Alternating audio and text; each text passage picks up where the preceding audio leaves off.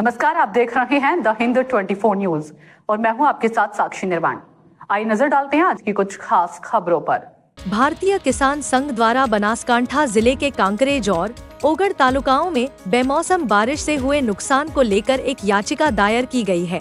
लगातार बारिश और बेमौसम बारिश से किसानों को भारी नुकसान हुआ है।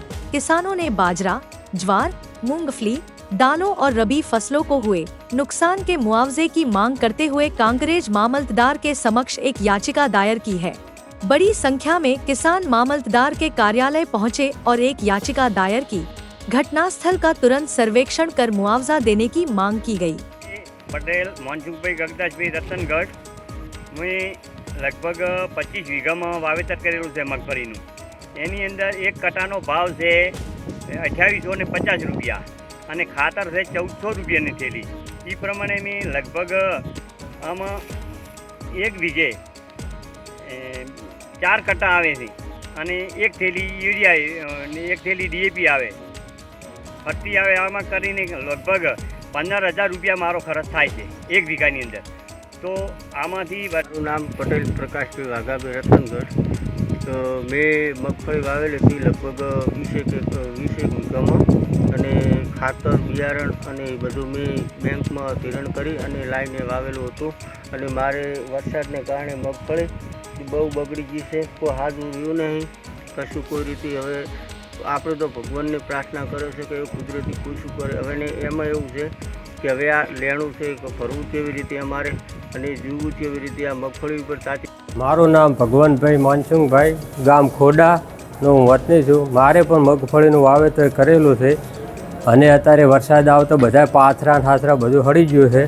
હવે કોઈ થાય એવું નહીં। અંદરથી મગફળી બેઠી એ ઉજી ગઈ છે અને અત્યારે બધું બાજરી એમાં હતી એ પલળી ગઈ, દોણાય પણ ઉજી ગયા હતા બાજરીના। અત્યારે હાલ મગફળી પણ ઉજી ગઈ છે અને બધું સાર બધું નિષ્ફળ ગયું છે। એટલે સરકાર અમે કોંકરેજ તાલુકાની અંદર આવેદનપત્ર મામલતદાર શ્રી સાહેબને આપવા આવ્યા છો। હું કિસાન સંઘ પ્રચાર પ્રમુખ તરીકે હોદ્દો નિભાવું છું।